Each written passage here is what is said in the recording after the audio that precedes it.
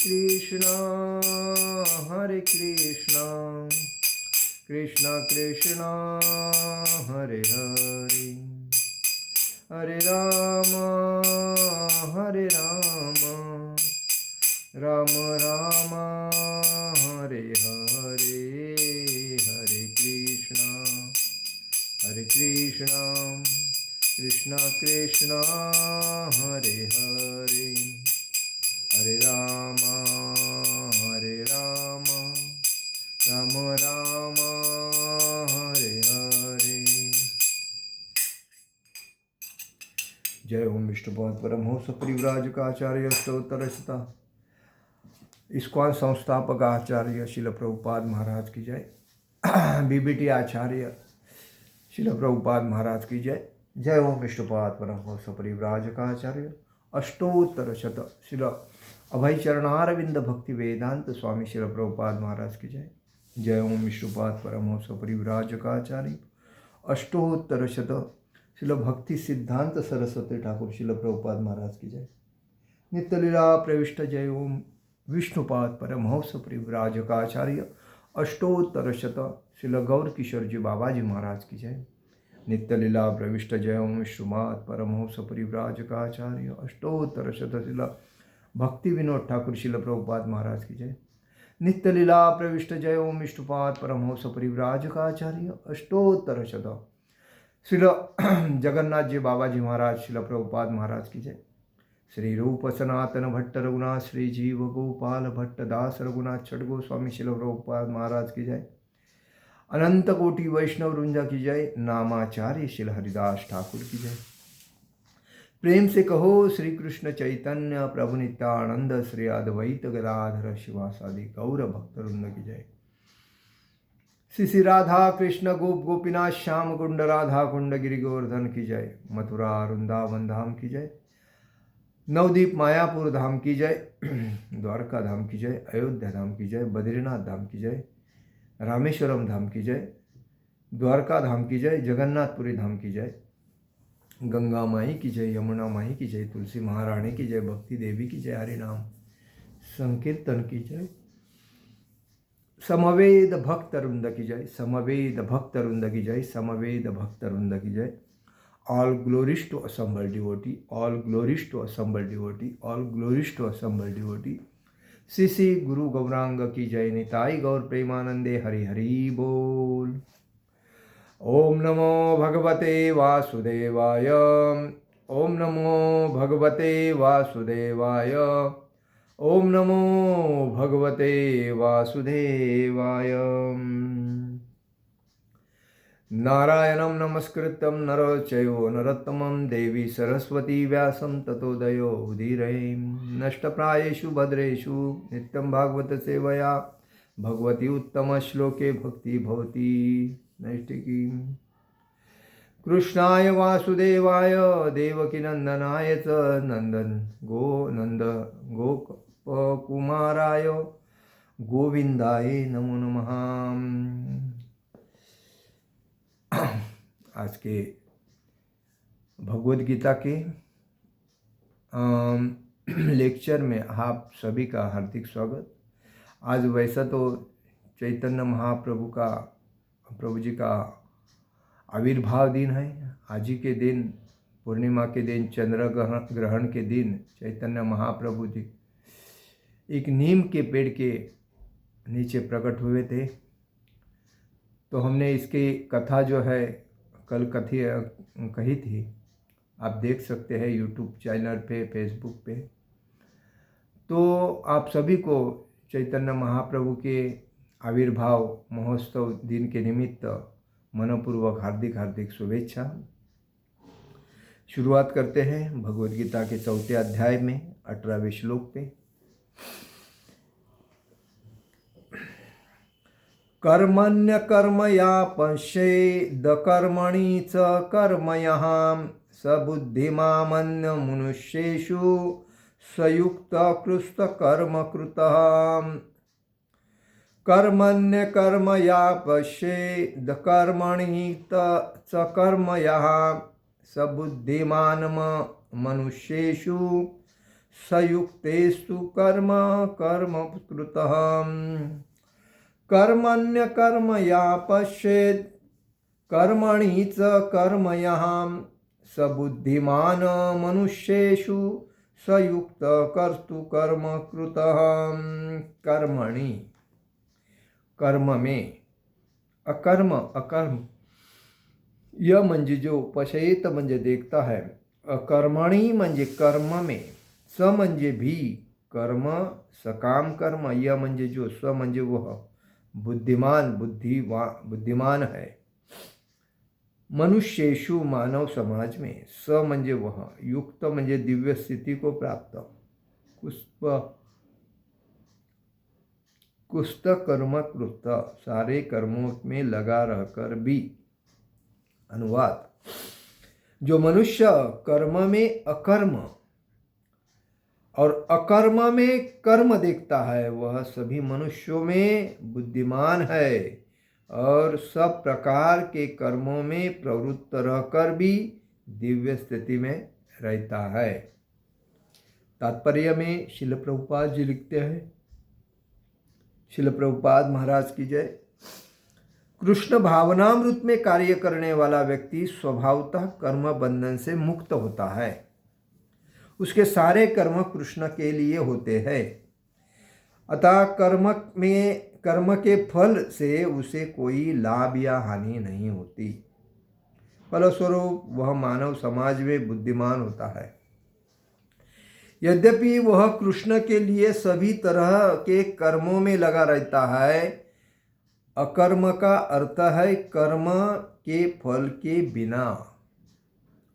निर्विशेषवादी इस भय से सारे कर्म करना बंद कर देता है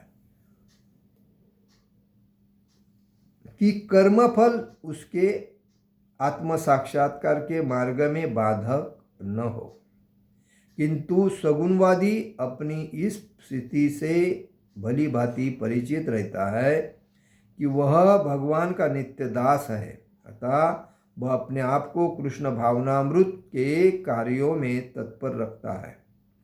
क्योंकि सारे कर्म कृष्ण के लिए किए जाते हैं, अतः इस सेवा के करने से उसे दिव्य सुख प्राप्त होता है। जो इस विधि में लगे रहते हैं वे व्यक्तिगत इंद्रिय तृप्ति की इच्छा से रहित होते हैं। कृष्ण के प्रति उसका नित्य दास भाव उसे सभी प्रकार के कर्म फल से मुक्त करता है। ओम अज्ञानतिमिरान्धस्य ज्ञानाञ्जनशलाकया चक्षुरुमिलितेन तस्मै श्रीगुरुवे नमः। श्रीचैतन्यमनोभीष्टं स्थापितं येन भूतले स्वयं रूपकदामह्यं ददाति स्वपदान्तिकं।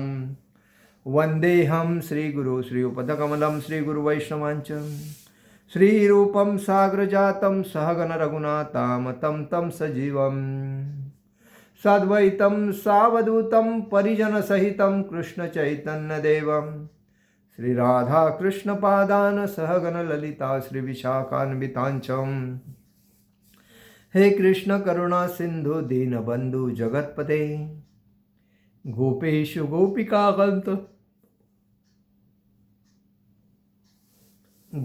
गोपिकाकांत राधाकांत नमस्तुते। तप्त कांचन गौरांगी राधे वृंदावनेश्वरी विशुभानुसुते देवी प्रणमामि हरिप्रिये। वाञ्छाकल्पतरुभ्यश्च कृपा सिन्धुभ्यः च पतितानां पावनेभ्यो वैष्णवेभ्यो नमो नमः।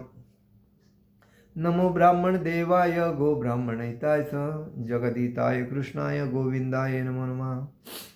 गुरुवे गौरचंद्राय राधिकाय तदालिये कृष्णाय कृष्ण भक्ताय तदभक्ताय नमो नमः। नमो विष्णुपादाय कृष्णप्रेष्ठाय भूतले श्रीमते भक्तिवेदांत स्वामिनिति नामिने। नमस्ते सारस्वती देवे गौरवाणी प्रचारिणे निर्विशेष शून्यवादी पाश्चात देश तारणे। जय श्री कृष्ण चैतन्य प्रभु नित्यानंद श्री अद्वैत गदाधर शिवासादि गौर भक्तवृंदम। हरे कृष्ण कृष्ण कृष्ण हरे हरे, हरे राम राम राम हरे हरे। हरे कृष्ण कृष्ण कृष्ण हरे हरे, हरे राम राम राम हरे हरे। श्री श्री गौर निताई, श्री श्री कृष्ण बलराम, श्री श्री ललिता विशाखा राधा श्याम सुंदर, श्री श्री जगन्नाथ सुभद्रा बलदेव भगवान की जय। तो आज हम लोग चर्चा कर रहे हैं कर्म में अकर्म और अकर्म में कर्म क्या है। देखिए, हम कोई भी अपेक्षा नहीं करते हुए जब हम भगवान के लिए कार्य करते हैं, कर्म करते हैं, तो वो कर्म है। और जो भी हम कर्म करते हैं लेकिन उसका फल अगर कोई मिलता है, वो हम पूर्ण फल भगवान को समर्पित करते हैं, उसको अकर्म कहते हैं।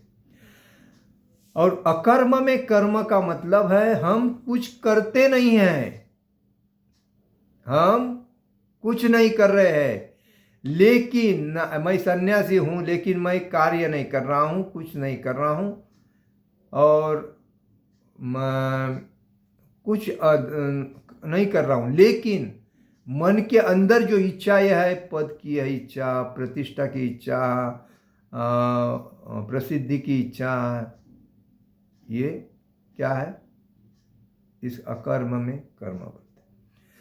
तो इसमें बताया है जो मनुष्य कर्म में अकर्म और अकर्म में कर्म देखता है, वह सभी मनुष्य में बुद्धिमान है और सब प्रकार के कर्मों में प्रवृत्त रहकर भी दिव्य स्थिति में रहता है।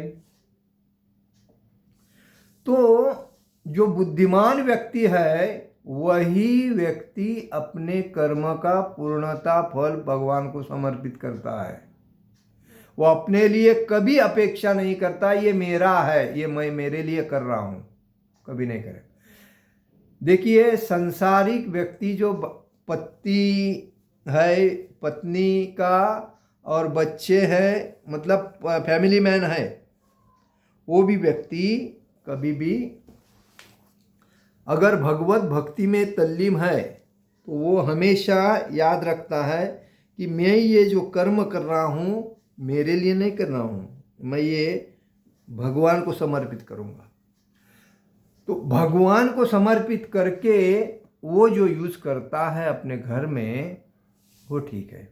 लेकिन आजकल देखिए, पहले ज़माने में क्या होता था, जो भी कुछ लोग नौकरी करते थे या बिजनेस करते थे, तो उसका जो प्रॉफिट मिलता था वो लाके पूरा भगवान के चरण पे रख देते थे, और एक मिठाई का बॉक्स और एक गार्लन, और भगवान को समर्पित करके पूजा करके बाद में वो जो धन है, जो उसका जो महीने को इनकम हुआ है, जो सैलरी आया है, वो उसके बाद में उसको हाथ लगाते थे।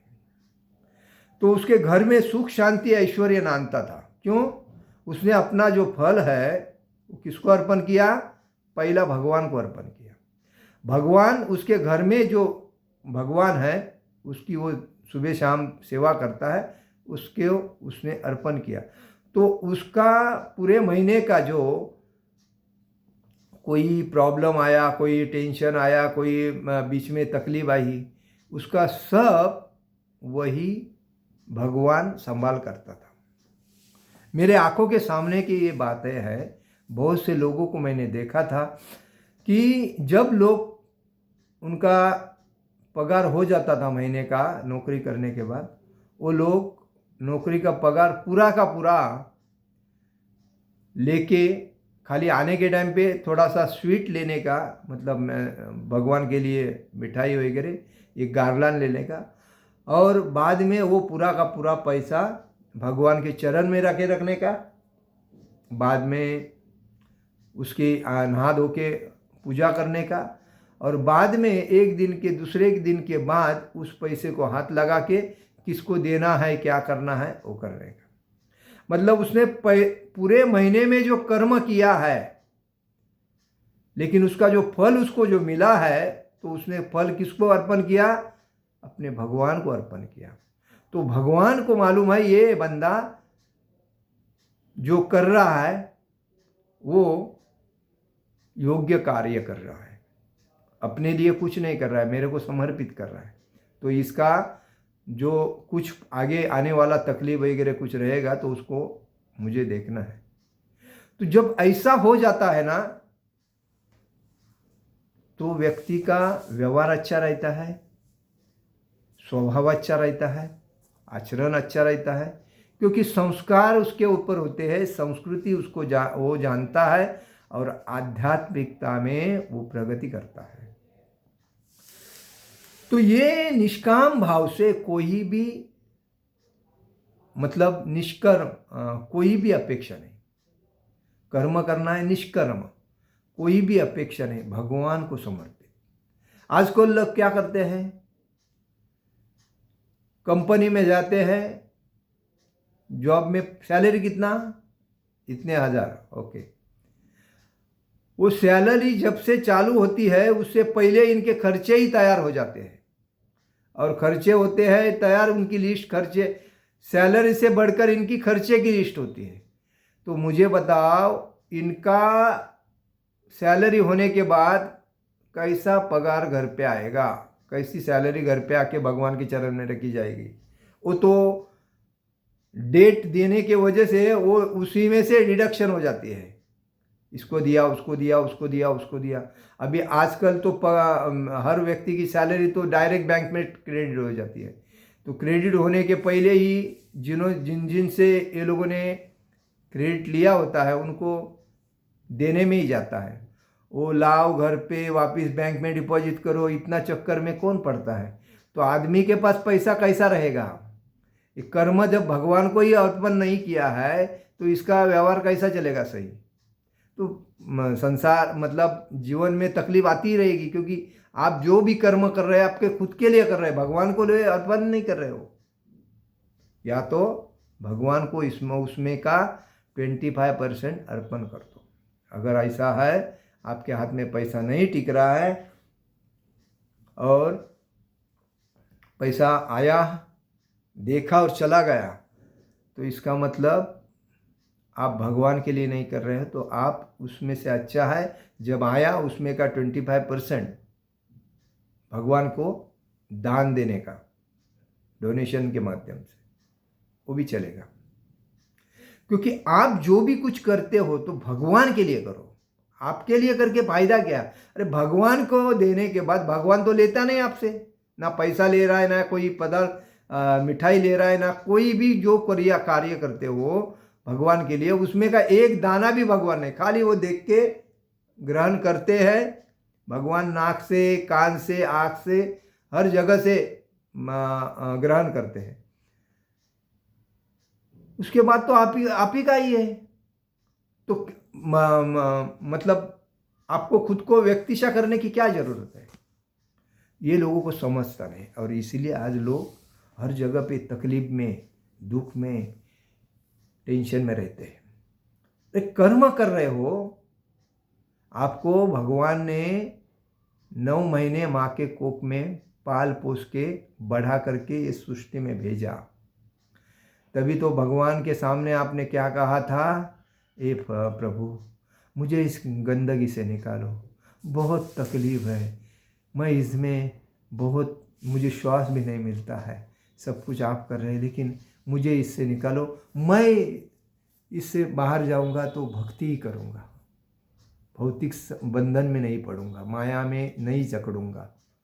लेकिन जब बाहर आने के बाद सब कुछ दिखने के बाद भगवान किधर है मालूम ही नहीं। माता पिता का भी गुस्सा आ जाता है, टेंशन आ जाता है। क्या ऐसे माता पिता गरीब मिले हैं, पैसा नहीं इनके पास, कुछ नहीं। लोगों के बच्चे देखो कितने कार बीर में घूम रहे हैं, बंगले में रह रहे हैं, कपड़े बिपड़े देखो, चैन बिन ब्रेसलेट वगैरह देखो, अलग अलग इम्पोर्टेड यूज़ कर रहे हैं। अरे अपने माता पिता हैं, ये भगवान कौन से माता पिता के पास मेरे को भेज दिया? हाँ, ये मूर्ख ऐसे बच्चे सवाल पूछते हैं। जो मूर्ख होते हैं वही पूछते हैं, और जो शाने होते हैं वो क्या बोलते हैं, भगवान अच्छा किया मुझे गरीब के घर में जन्म दिया, अमीर के घर में जन्म दिया होता तो मैं अहंकारी क्रोधिष्ट बनता, मुझे गर्व होता कि मेरे पास पैसा है। अच्छा किया मुझे गरीब के पास जन्म दिया, कम से कम मैं गरीब से मेहनत करके सब कर्म आपको समर्पित करूं, मेरे माता पिता की सेवा करूं और माता पिता को एक अच्छे जीवन जीने के लिए मैं मेरा जीवन समर्पित करूं। ये अच्छा पुत्र की बातें होती है। लेकिन आज समाज में जो भी कुछ देखता है, अच्छे पुत्र की स्वाभाविक उसमें गुण ही नहीं दिखते हैं, खाली इंजॉयमेंट में दिखते हैं। क्षुल्लक आनंद के लिए जीवन भर दिन भर मोबाइल ले, तो एक लड़की पटाओ, उसके पीछे लगो, उसको टाइम दे दो, उसको खिलाओ पिलाओ उसको। अरे कौन सी लड़की है और कौन सा लड़का, 4 दिन की चांदनी बाकी सब अंधेरा। तो कमाया और गमाया, हाथ में क्या, कुछ नहीं। जिन माता पिता ने छोटे से बच्चे को नहलाया पिलाया खिलाया कपड़ा पहनाया, उसका गंदगी निकाला, उसकी कदर नहीं। जो 18 साल के बाद 13 साल 14 15 16 साल के बाद जब एक कोई लड़की उस लड़के को मिलती है तो उसके साथ आकर्षण हो जाता है और बोलता है वो मेरा बॉयफ्रेंड है, वो लड़की बोलती है ये मेरा बॉयफ्रेंड है। तो माता पिता को उसका कोई जानकारी नहीं होती और बाद में आपस में ही मिलजुल के माता पिता हो जाती है, माता पिता को करते हैं साइड में और शादी करने को राजी हो जाते हैं। शादी में उनको लगता है जीवन का सबसे जो श्रेष्ठ जो दिन है और एंजॉयमेंट है तो ये शादी है। बहुत से मूर्ख लोगों को लगता है ये कि जीवन में अगर शादी करते हैं तो जीवन सफल है, अगर जीवन में जब तक शादी नहीं है तब तक जीवन सफल ही नहीं है।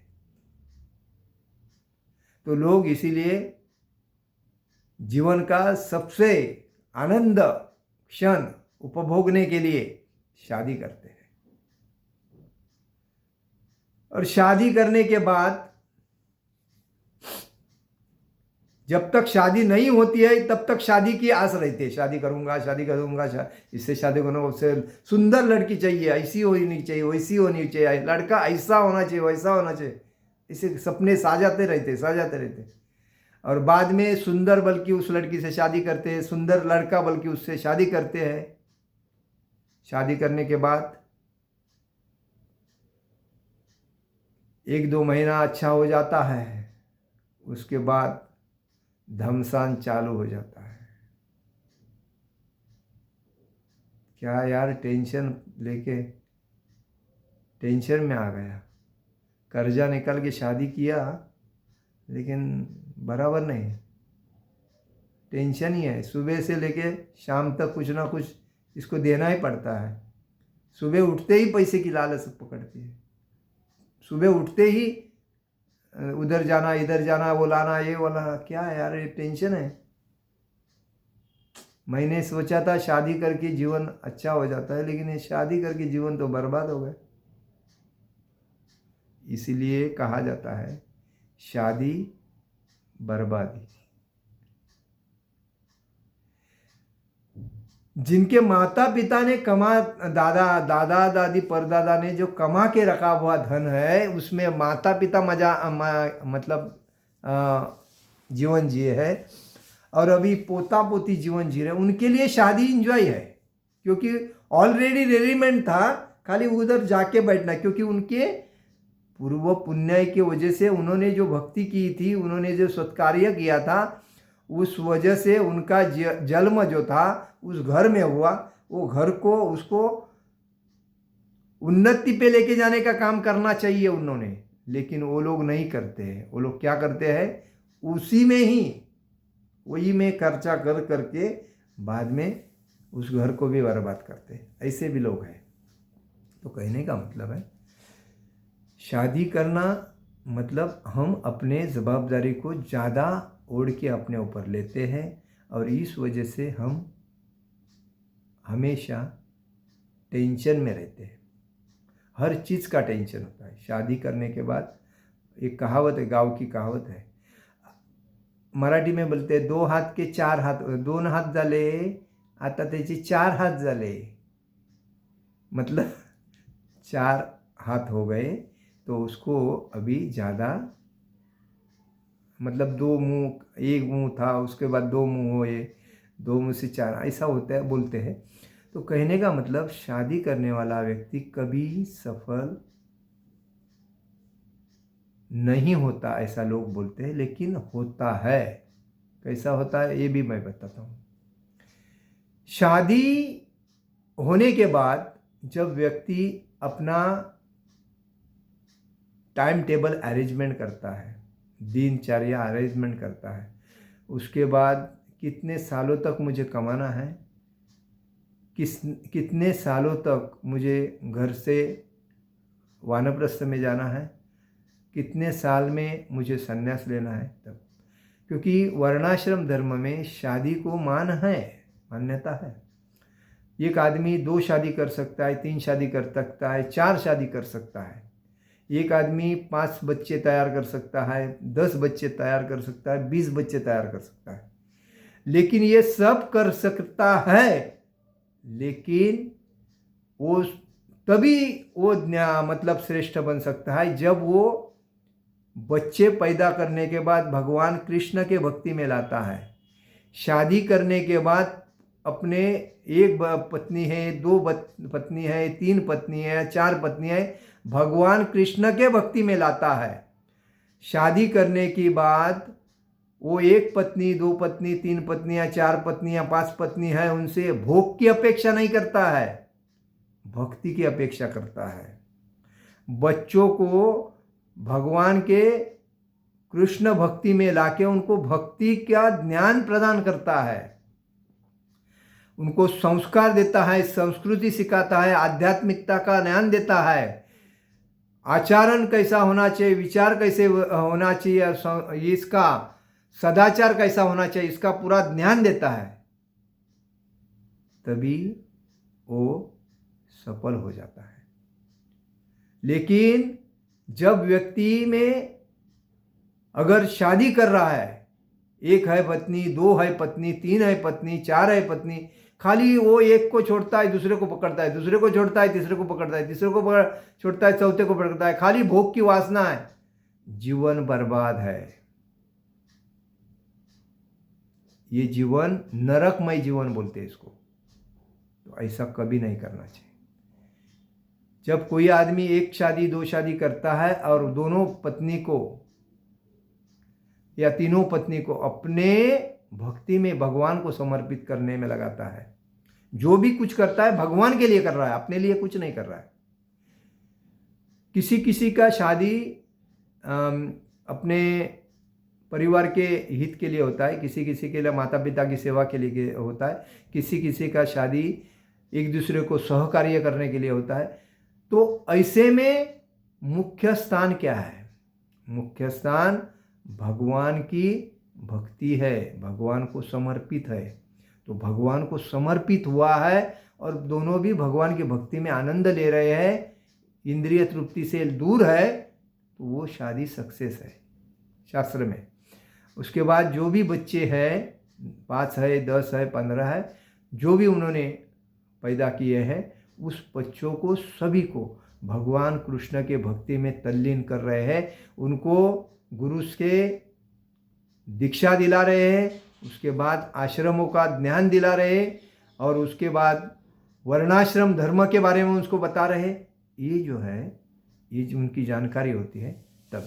तो इसलिए कर्म जो हम करते हैं तो भगवान के लिए करना चाहिए, अपने लिए नहीं कुछ करना चाहिए। अपने लिए भगवान को समर्पित करके जब हम यूज करते हैं वो तो प्रसाद बल्कि हम कर सकते हैं, लेकिन डायरेक्टली हमें नहीं करना चाहिए। इसलिए बोलते हैं जो भी भक्त आता है तो पत्रम पुष्पम फलम तोयम, जो भी भक्त मंदिर में आता है तो भगवान के लिए कुछ ना कुछ तो लेके आना चाहिए, खाली हाथ नहीं। भगवान तुम्हारे कोई चीज़ की अपेक्षा नहीं करते, उनके लिए उनके पास कोई कमी नहीं है, लेकिन अपना फर्ज बनता है कि हमें भगवान ने इस धरती पे भेजा है तो हमारा फर्ज बनता है उसके लिए कुछ लेके जाना।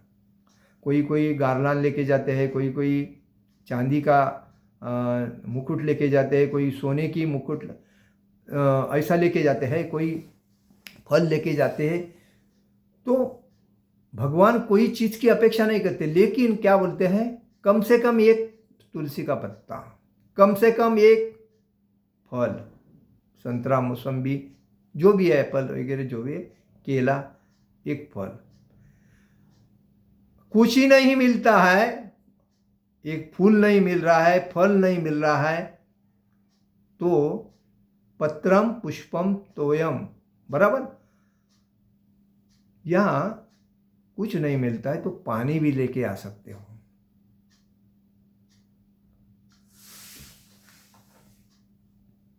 तो ये चीज़ भगवान अपेक्षा नहीं करते हैं, लेकिन लाना अपना फर्ज है।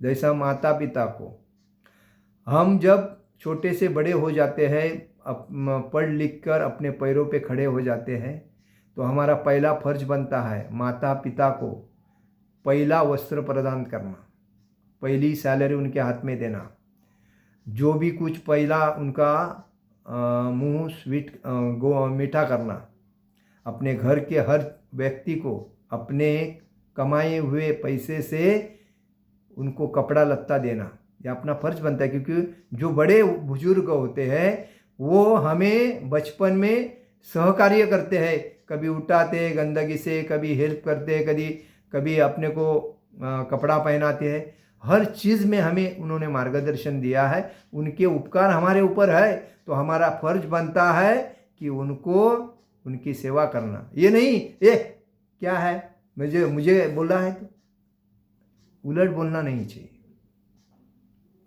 तो ये संस्कार होने चाहिए। हम जब किसी को दूसरे को देते हैं तो उसको आनंद आता है, उसके अंदर से ना भाव तैयार होता है, और आप भाव से हमें क्या मिलता है, आशीर्वाद मिलता है। अरे वाह, अच्छा है, कितना संस्कारिक पुत्र है, देख देख उसने कपड़ा लेके आया, देख देख उसने मेरे लिए कुछ लाया। ये भाव तैयार होता है और ये भाव से आशीर्वाद प्राप्त करता है। लेकिन हम लोग क्या करते हैं, अरे मैं उसको क्यों दूं, उसने मुझे दिया था क्या, मैं काय को दे दूं उसको, चाहे तो कमा के ले लेगा, कमाने के लिए नहीं आता है क्या, अपेक्षा काय को करने का। ऐसा उलट बोलते हैं। अहंकार, लोभ, ईर्ष्या, ये जो राक्षस अपने अंदर जो पैदा हो रही है ना, वो पैदा होने वाले राक्षस ही अपने को बर्बाद करते हैं। तो कभी भी दूसरे को दान देना चाहिए, दूसरे ने अपेक्षा करे न करे, हमारा फर्ज है दूसरे की सेवा करो।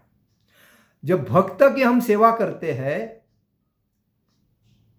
तो भगवान की सेवा हो जाती है ऑटोमेटिक, क्योंकि भगवान के नाम हमेशा भक्त के हृदय में रहता है, मुंह में रहता है, और हमेशा भगवान के नाम में अगर तल्लीम है तो उस भक्त को तो आवर्जून देना चाहिए, धोती कुर्ता देना चाहिए, कुछ पैसा भी देना, धन लक्ष्मी भी उसके हाथ में थोप देने का, कुछ प्रसाद भी उसके हाथ में थोप देने का। उसके मन से ऑटोमेटिक क्या होता है, आशीर्वाद निकलते हैं। तो ये बात है, हम स्वार्थी जब बनते हैं ना तो अपने और अपने परिवार के बारे में सोचते हैं, तो ये गलत है। तो इसलिए भगवान बोलते हैं जो भी कुछ कर्म करते हो, अगर वो कर्म का कोई फल की अपेक्षा नहीं करते हैं वो, तो कर्म में कर्म, और कर्म नहीं करते हो और फिर भी पद प्रतिष्ठा की अपेक्षा करते हो तो अकर्म में कर्म हो, ये है। तो हमारा जन्म सिद्ध अधिकार है, हमें कभी भी जब कोई ऐसे भी लोग होते हैं एकदम शूद्र लोग रहते हैं, जैसे कि भीख मांग के खाते हैं, जैसा कुछ ऐसे लोग रहते हैं, तो उनको पैसा नहीं देना चाहिए। पैसा कभी भी किसको देना है तो उसको रसीद लेना चाहिए, तभी पैसा देना चाहिए। अगर पैसा नहीं देना है तो उधर कोई वस्त्र दे दो, कोई प्रसाद मतलब कोई खाने की चीज़ उसको खरीद के दे दो, कोई आटा है उसको खरीद के दे दो, ऐसा होना चाहिए। लेकिन पैसा देने से आदमी की बुद्धि बदल जाती है। पैसा देने से जब व्यक्ति को पैसा मिलता है तो वो जाके पैसा किधर शराब जाके पीता है, पान सुपारी गुटखा खाता है, और वो जब उसको जब तकलीफ होता है तो वो हमें भी हम उसके अपराध पाप में पापी बन जाते हैं। तो पैसा कभी नहीं देना चाहिए किसी को। पैसा देना है तो डोनेशन देना चाहिए। मंदिर में जाके भगवान को बड़ा बड़ा डोनेशन दे दो, उसमें क्या हुआ, लेकिन उसकी रसीद ले लो ओरिजिनल मंदिर की। ऐसा नहीं कि डोनेटर आया है, उसने बताया आज वो प्रोग्राम आने वाला है, कुछ भगवान के लिए डोनेशन दे दो, तो हमने बोला ये लेके जाओ, चलो जाने दो, रसीद नहीं, रसीद की कोई ज़रूरत नहीं सर, ऐसा नहीं। क्योंकि वो धन आप जो देते हो भगवान के लिए, वो अपने लिए यूज़ करके भगवान के नाम पे अपनी प्रॉपर्टी बनाता है। अपनी प्रॉपर्टी बना के बाद में लोगों को बोलता है अरे यार उन्होंने मेरे को दिया था, और वो स्वार्थी बन जाता है, अहंकारी बन जाता है, और भगवान के भक्ति में वो गलत कार्य करता है। भगवान तो ये देखते हैं जिसने मेरे लिए दिया था ये चुरा रहा है, तो बाद में भगवान भी उसको एक दिन ऐसा झटका दे देते हैं कि वो एक ही झटके में सब भगवान के पास आ जाता है। तो कभी भी ऐसा नहीं करना चाहिए। तो इसलिए इसमें बताया है कृष्ण भावनामृत में कार्य करने वाला व्यक्ति स्वभावता कर्म बंधन से मुक्त होता है। जो भगवान को समर्पित होता है, सर्वधर्मान परित्यज्य मामेकम शरणम व्रज, सर्व धर्मों को त्याग करके, सर्व इंद्रिय भोग को त्याग करके जब भगवान के भक्ति में तल्लीन होता है तो वो शुद्ध व्यक्ति है। वो जानवर से मनुष्य और मनुष्य से भक्त बना हुआ है, तभी तो अपने नियमों को पालन करके भगवान की भक्ति में दृढ़ होके, भगवान को समर्पित होके भगवान की सेवा कर रहा है। वो उसका हृदय भी शुद्ध है, मन भी शुद्ध है, और वाणी भी शुद्ध है, और उसका आचार विचार सदाचार भी शुद्ध है। तो इसलिए वो हमेशा स्वभावता कर्म बंधन से मुक्त होता है, क्योंकि वो कृष्ण भावना भावित में दंग है। उसके सारे कर्म कृष्ण के लिए होते हैं। वो सुबह से लेके शाम तक जो कुछ करता है भगवान के लिए करता है, भगवान की सेवा बल्कि करता है। उसका जीवन ही भगवान को समर्पित है। जैसा राम जी जंगल में जब उसकी माता ने कहा कि आपको जंगल में वनवास करना पड़ेगा 14 वर्ष, तो पिताजी ने कहा, दशरथ महाराज ने, ये राम आपकी कई माँ बोल रही है कि आपको 14 वर्ष वनवास करना पड़ेगा। तो राम जी प्रसन्न हो गए। आजकल के लड़के को बोलो 14 वर्ष जाके 14 दिन जाके जंगल में रहो, बोलो रहेंगे? तो राम जी प्रसन्न, पिताजी आपकी खाली आज्ञा आई मुझे बहुत है, आप खाली बोलो। 14 ही साल ऐसा बोलने लगे। ठीक है, सब उतार के रख दिए, मुकुट वगैरह सब, और सीधा धनुष्य बाण लगा के जंगल में जाना शुरुआत कर रहे। तभी सीता माता ने देखा, अरे मेरे पति जिधर जा रहे हैं, मेरे पिता ने कहा जहां पति वहां पत्नी, तो मैं कैसी रहूं? मुझे यह सुख नहीं चाहिए, मुझे राज सिंहासन, ये मेरा पति नहीं है तो मैं उधर नहीं रह सकते हूँ। उसने सब अपने अलंकार वगैरह छोड़ दिए, और जिधर पति उधर। तो भक्त वत्सल लक्ष्मण, वो तो शेषनाग था, उसने कहा, अपने माता के पास गया, माता मैं राम जी के साथ जा रहा हूं जंगल में। अरे अकेले जाओगे? हाँ अकेला जाऊंगा मैं, मेरे साथ पत्नी नहीं चाहिए। तो बोला माता का ठीक है, बड़ा भाई जा रहा है तो छोटा भाई उसकी सेवा करेगा, क्योंकि राम और लक्ष्मण ये भाई है, लेकिन राम विष्णु है और लक्ष्मण शेषनाग है, जो क्षीर सागर में आराम से शेषनाग के ऊपर विष्णु जी सोए हैं। तो कहने का मतलब है भक्त वत्सल है लक्ष्मण, और लक्ष्मण सीधा अपनी पत्नी की कदर नहीं किया, उसने सीधा भाई की सेवा करने के लिए जंगल में भाई के साथ चला गया।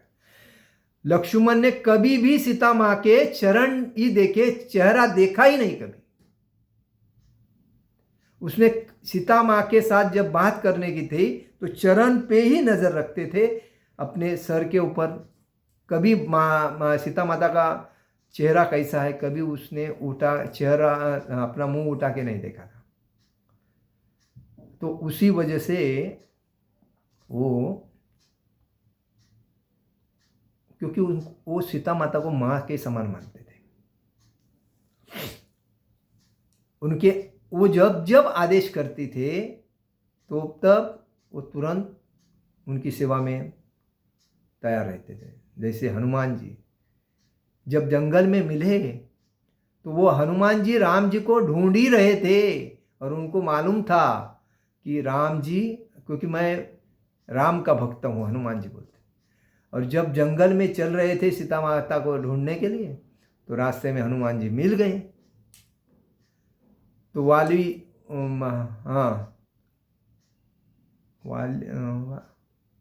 क्या नाम उसका, बालिया का, उसने बताया कि यही है सुग्रीव। हाँ, उसने बताया कि यही है हनुमान। अरे बाप रे, मेरे बाप प्रभु आप है, तुरंत दंडवत। तो ये भक्तवत्सल है, भगवान भक्तवत्सल है। भक्त भगवान के पूर्णता स्वाधीन है। तो यही बात है। तो हमें कभी भी याद रखना चाहिए कि हमें भगवान की भक्ति में पूर्णता शरण। भक्ति करते करते जब हम कोई बिजनेस करते हैं और कोई ये करते हैं और स्वार्थगिरी लाते हैं ना, तो भक्ति में मज़ा नहीं है। और हमें नियमों का पालन करना चाहिए। हमें पूर्ण भक्ति करते हैं भगवान कृष्ण की, तो वैष्णव आचरण अपने अंदर आना चाहिए। जब तक हमें वैष्णव आचरण में नहीं रहेंगे ना, तो भक्ति करने में मज़ा ही नहीं आएगा। वो बार बार मन उधर जाएगा, उधर से फ़ोन आया उठाओ। भक्ति करने के टाइम पे कभी भी फ़ोन पे ज़्यादा बात करना ही नहीं, अपराध है। भक्ति करने के टाइम पे हमें भगवान के नाम में जब हम जप करते हरे कृष्ण कृष्ण कृष्ण हरे हरे, हरे राम राम राम हरे हरे कृष्ण कृष्ण कृष्ण हरे हरे, हरे राम राम राम हरे, तो राधा और कृष्ण हमारे जीवा पे नाचते हैं। इसका आदर करना चाहिए, तभी भक्ति में प्रगति भी होगी और उन्नति भी होगी। नहीं तो पता नहीं होता है आदमी का।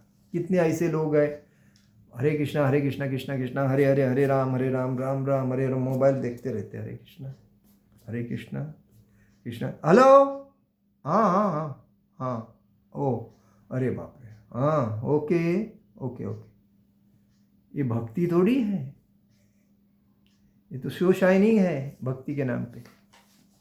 तो भक्ति करने के टाइम पे मोबाइल को कभी हाथ भी नहीं लगाना चाहिए और किससे बात भी नहीं करना चाहिए। भगवान से आप अटैचमेंट कर रहे हो, बीच में किसको ला रहे हो?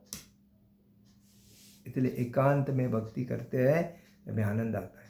जितना टाइम एकांत में निकालने को मिलता है ना, वो भक्ति में देना चाहिए, बाकी किसी को नहीं।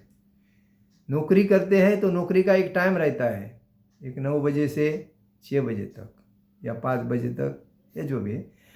तो उसके बाद जब आने के बाद हाथ पैर धोने के बाद भगवान के बाजू में बैठ के हाथ में माला लेके जपते करते रहने का, जब तक प्रसाद नहीं आता है तब तक। बीच में किससे मिलना है, किससे जाना है, नहीं करना चाहिए। सभी जवाबदारी अपने सर पे ओढ़ के लेते हैं हम लोग, तो हम कहाँ से टाइम निकालेंगे मुझे बताओ। भगवान ने हमें 24 घंटा ही दिए हैं इस सृष्टि में। छोटे से छोटा व्यक्ति और बड़े से बड़ा व्यक्ति 24 घंटे में ही अपना कार्य करता है। एक नौकर भी वही करता है, एक पंतप्रधान भी वही करता है, एक उद्योगपति भी वही करता है।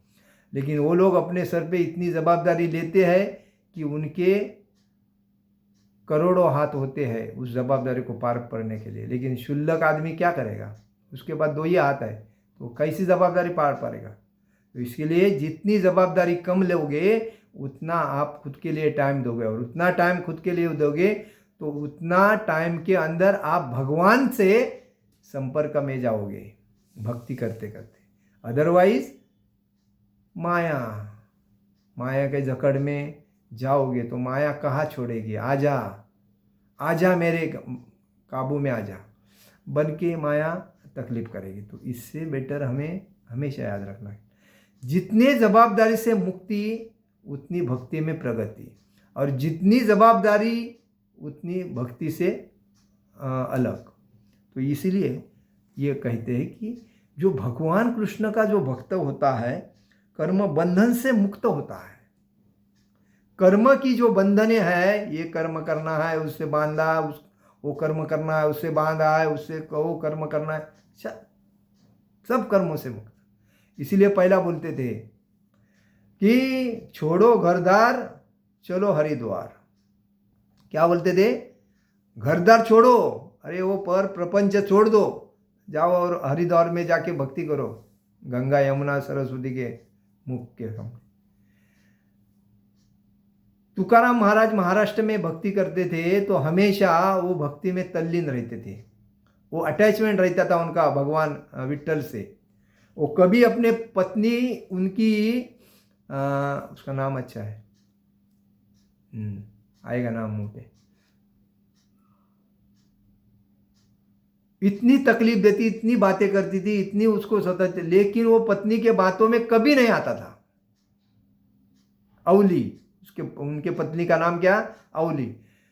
वो अवली माँ जो पत्नी थी वो इतनी डांटती थी, इतनी तकलीफ देती थी, कभी ही अपने पत्नी के काबू में नहीं आता थे। वो सीधा अपना जप करने के लिए चंद्रभागा इंद्रायणी की नदी के तट पे जाके उधर बैठ के आराम से भगवान से उधर जप करते थे एकांत में। वो मिक्सिंग नहीं होते थे किसी में। आजकल लोग मिक्सिंग होते, बोलते भक्तों का संग, अरे भक्त भी उस संग के होना चाहिए। हाँ, अपने परिवार के लिए कभी भी वो किसी ब्राह्मण ने बुलाया तो सेवा करने के लिए जाते थे, किसी को मदद चाहिए तो अपने जेब खाली करके उसको मदद कर देते थे, ये उनका स्वभाव था। लेकिन भक्ति को छोड़ के कभी दूसरे के पास सामने नहीं जाते। लेकिन जो भी कुछ करते थे प्रथमतः भगवान को समर्पित करते थे। भगवान घर में जब भोग बनता था तो पहला भोग भगवान को लगाने के बाद ही उसको टच करने को वो डांटते थे, अपने पत्नी को डांटते थे, बच्चों को डांटते थे। उनका एक बच्चे का नाम था विट्ठल और उसका दूसरा नाम था क्या, महादेव। ये 2 बच्चे थे, उनको पुत्र थे। लेकिन वो कभी, इसलिए हम जो भी कुछ करते हैं भगवान के लिए करना चाहिए, अपने लिए नहीं। हमें जो भी कुछ अपनी मन की इच्छा है भगवान को मालूम होती है, वो भगवान हमारी इच्छा तृप्त करते हैं। लेकिन उसका श्रेय हम भगवान को किधर देते हैं, अपने को लेते हैं। आजकल श्रेय लेने के लिए कोई कार्य नहीं करने वाला भी बोलता है मैंने किया, ऐसे भी लोग हैं, श्रेय के लिए दिन रात तड़पते हैं। तो ये गलत है। तो इसलिए कहा जाता है कि अतः कर्म के फल से उसे कोई लाभ या हानि नहीं होती। जब सारे कर्म कृष्ण के लिए वो करता है तो उसमें फायदा रहे या हानि रहे, उससे कुछ लेना देना उसको नहीं, क्योंकि वो किसके लिए कर रहा है, भगवान के लिए कर रहा है। फलस्वरूप वह मानव समाज में बुद्धिमान होता है। जब ऐसा व्यक्ति होता है तो बुद्धिमान होता है। जो भी मैं कुछ करता हूँ भगवान के लिए करता हूँ, उसमें लिए मेरा स्वार्थ कुछ भी नहीं है, मेरे परिवार को मिलना चाहिए, मेरे हित संबंधी को मिलना चाहिए, नहीं। वैसा ही राजकीय लोगों ने या सोसाइटी में, बिल्डिंग की सोसाइटी में रहते हैं, कोई संस्था की सोसाइटी में पदाधिकारी रहते हैं, राज्य के अधिकारी रहते हैं, मंत्री वगैरह रहते हैं, टेम्पल में अधिकारी रहते हैं, ये लोगों ने कभी भी अपना स्वार्थ कभी देखना नहीं चाहिए। इन्होंने जनता की सेवा के लिए, भगवान की सेवा, जन सेवा ही ईश्वर सेवा समझ के सेवा करना चाहिए। जन सेवा, ये किसकी सेवा है? जन, प्रत्येक व्यक्ति के हृदय में भगवान अंश स्वरूप बैठे हैं, उनकी मैं सेवा कर रहा हूँ, ये भगवान की मैं सेवा कर रहा हूँ, ये समझ के अगर जो सेवा करता है वो भी समर्पित हो जाती है भगवान को। तो ये बात है। वह कृष्ण के लिए सभी तरह के कर्मों में लगा रहता है। अकर्म का अर्थ है कर्म के फल के बिना। मतलब अकर्म क्या है? कर्म कर रहा है लेकिन अपेक्षा नहीं है। हम कर्म कर रहे हैं भगवान के लिए, लेकिन हमें जो भी कुछ मिल रहा भी है तो भगवान के लिए दे रहे हैं, अपने लिए कुछ नहीं।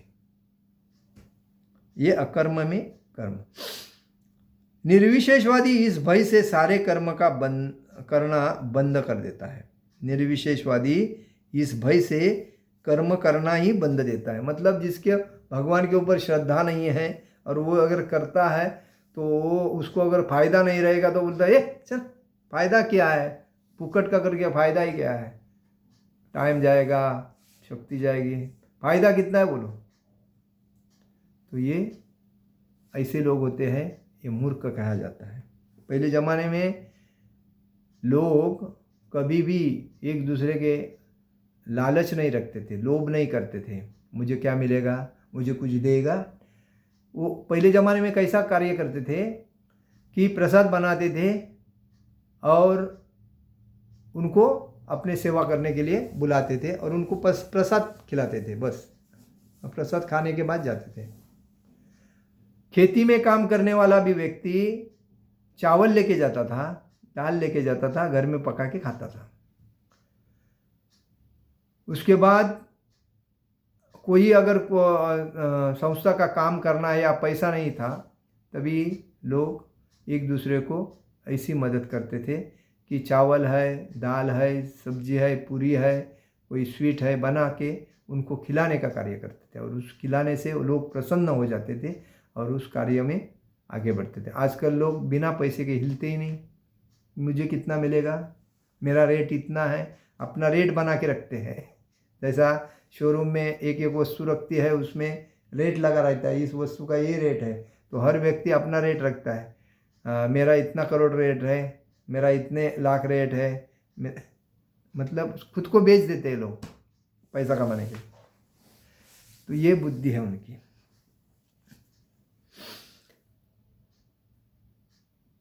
कर्मफल उसके आत्म साक्षात्कार के मार्ग में बाधक नहीं हो, किंतु सगुणवादी अपनी इस स्थिति से भली भांति परिचित रहता है कि वह भगवान का नित्य दास है। सगुणवादी मतलब सात्विक, पारदर्शक, एकनिष्ठ और भगवान को पूर्णतः समर्पित जो व्यक्ति रहता है, वो समझता है कि मैं जो कर रहा हूँ, मैं नित्य भगवान का दास हूँ, भगवान के लिए कर रहा हूँ, मेरी कोई अपेक्षा नहीं है। अगर कुछ देना है तो भगवान किसी के माध्यम से मेरे को दे देवे, नहीं तो कोई अपेक्षा नहीं। और भगवान जानते हैं अपने भक्त को क्या चाहिए। भगवान के भक्त को खाली अन्न, वस्त्र और निवारा चाहिए, बाकी कुछ कोई की ज़रूरत नहीं। लेकिन जो भक्ति में आके अन्न, वस्त्र, निवारा के व्यतिरिक्त प्रॉपर्टी, पद, प्रतिष्ठा, प्रसिद्धि के लिए जाता है, वो भक्त में दूषित भक्त होता है। अतः वह अपने आप को कृष्ण भावनामृत में कार्य को तत्पर रखता है।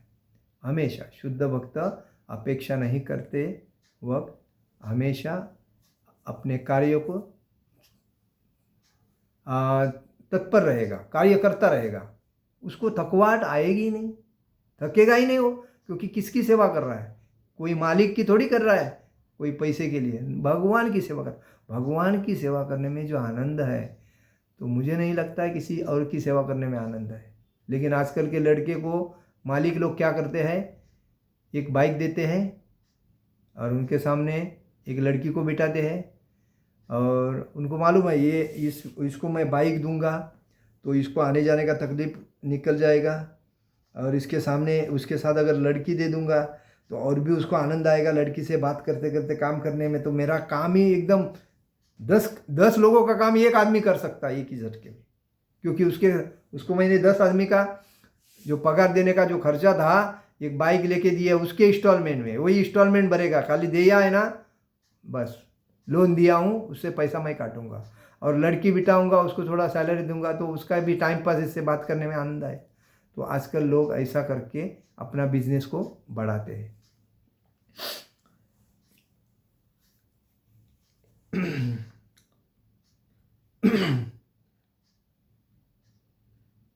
सारे कर्म कृष्ण के लिए किए जाते हैं, अतः इस सेवा के करने से उसे दिव्य सुख प्राप्त होता है। मैं बोला ना, भगवान की सेवा करने में जो आनंद है, वही कार्य करने में आनंद नहीं, क्योंकि भगवान साक्षात देखते हैं मेरा दास सेवा अच्छी तरह करे, वो भी प्रसन्नता मुद्रा से सेवा करता है, उसको आनंद आता है।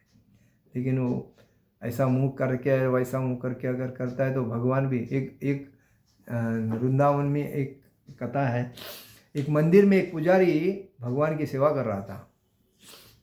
रसिक बिहारी मंदिर में भगवान के जो वृंदावन के जो मंदिर है, साक्षात मंदिर है, भगवान वहाँ साक्षात है, लेकिन वो मूर्ति स्वरूप लगते हैं, लेकिन उसके अंदर साक्षात है। हमारे कृष्ण बलराम मंदिर में कृष्ण बलराम, राधा श्याम सुंदर, गौरनिताई साक्षात है, जो मांगो वो मिले। वैसे ही वृंदावन में जो बाकी मंदिर है उसमें भी साक्षात है, क्योंकि भगवान स्थायी रूप से यहाँ है, वास्तव में है, भगवान का गोलोक वृंदावन धाम है ये, तो भगवान साक्षात है राधा कृष्ण। तो वहाँ रसिक बिहारी मंदिर में एक पुजारी सेवा कर रहा था, करता, तो वो रात को लेट सोया था कार्य करते करते, और अचानक और जल्दी उठता था, क्योंकि जो पुजारी रहते हैं, जो भक्त रहते हैं, जो शुद्ध भक्त होते हैं, तो भगवान की कभी भी मंगल आरती नहीं मिस करते हैं। तो भले रात को 11 बजे अगर सोएंगे या 11:30 बजे सोएंगे, तो भी 3 बजे ही उठेंगे, ये उनका नित्य नियम है। 3 बजे उठने के बाद में दोपहर को आधा पौना घंटा सो जाएंगे, लेकिन मंगल आरती कभी नहीं चुकाएंगे। तो वो भक्त मंगल आरती में अल्टर में उसकी सेवा थी, तो वो रात को 11 बजे सो के 3 बजे उठा। 3 बजे उठने के बाद उसकी नींद पूरी नहीं होने की वजह से, वो आरती करने के वजह से, वो आरती जब कर रहा था तो उसको थोड़ा नींद महसूस हो गई, थोड़ा ऐसा नींद आया, ऐसा हुआ।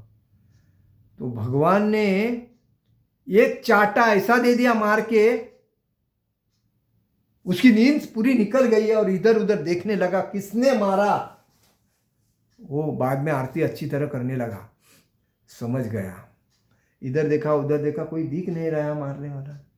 बाद में वो समझ गया, क्योंकि भगवान का भक्त समझता है कौन क्या कर रहा है, तो उसने समझ गया भगवान है। तो उसने उस मंदिर का जो ट्रस्टी था उसको बताया, देखो मैं आज से आपके मंदिर में नहीं सेवा करूँगा, क्योंकि मेरे को तकलीफ होने के बाद रात को जब मैं उठता हूँ तो मेरी नींद पूरी नहीं होने के वजह से मेरे को भगवान ने आज चाटा मार दिया। क्या? हाँ, भगवान ने मेरे मुंह पे एक चाटा मार दिया, मैं थोड़ा नींद में था तो नींद ही भगा दी।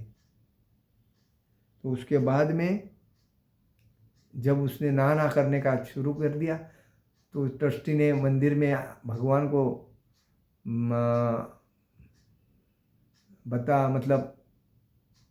गाराना किया कि बाबा इनसे गलती हो गई, इनको माफ़ कर दो, इसके आगे ऐसा नहीं करेगा बोल रहा है, लेकिन अगर ये छोड़ के अगर जाएगा तो पुजारी कहाँ से लाऊं, आजकल पुजारी मिलते नहीं हैं, तो आप इनको माफ़ कर दो, संभाल के ले लो, ऐसा बोल के वापस उसको रखा दिया।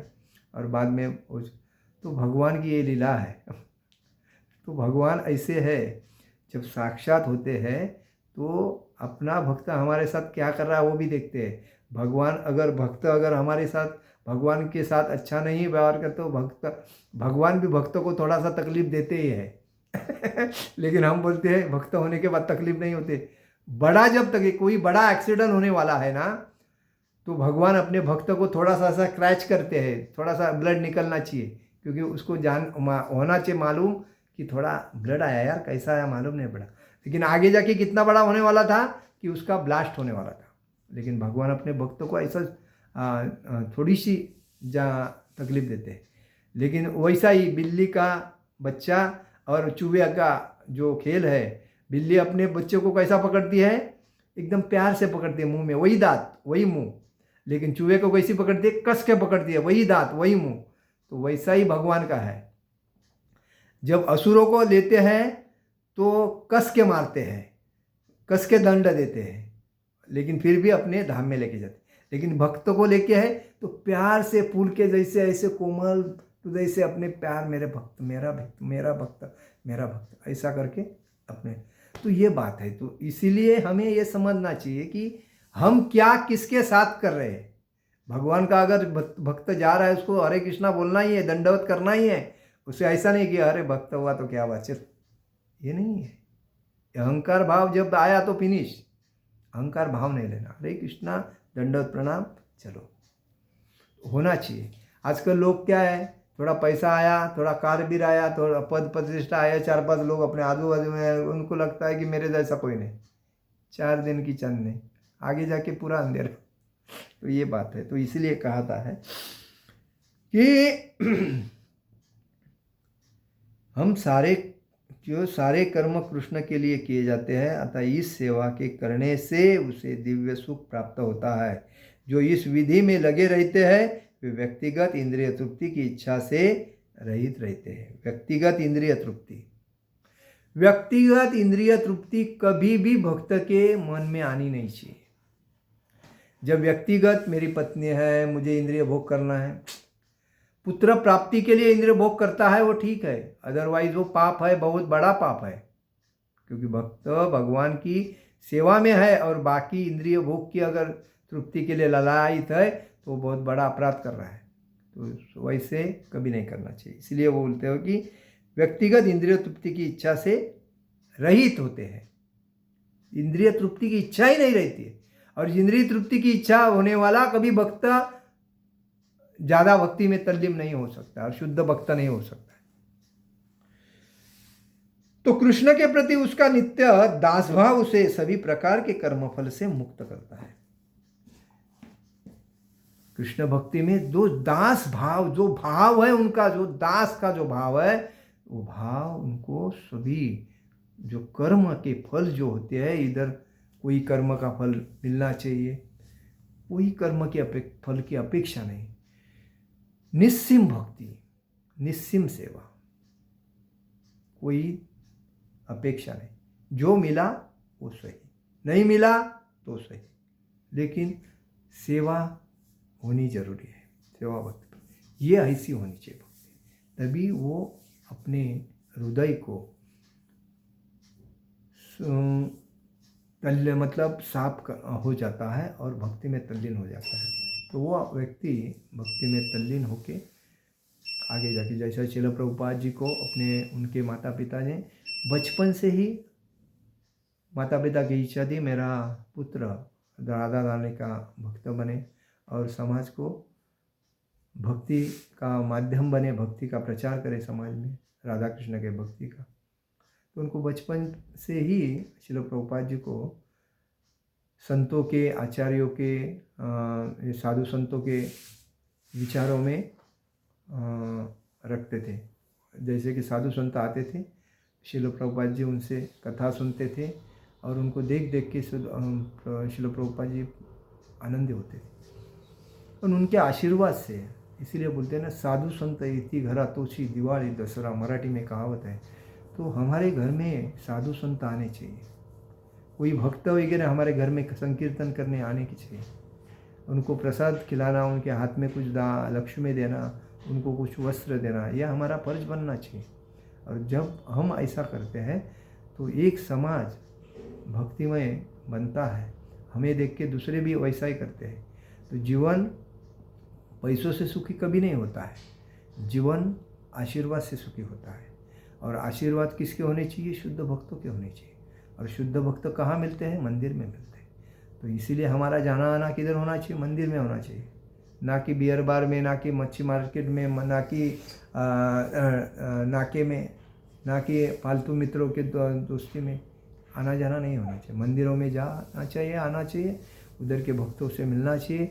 अपने जीवन को सार्थक करना है तो भक्तों को मिलकर भगवान के भक्ति में तल्लीन होना चाहिए। हरे कृष्ण कृष्ण कृष्ण हरे हरे, हरे राम राम राम हरे हरे। जगत गुरु शिल प्रभुपाद महाराज की जय। परम पूज्य लोकनाथ स्वामी महाराज की जय।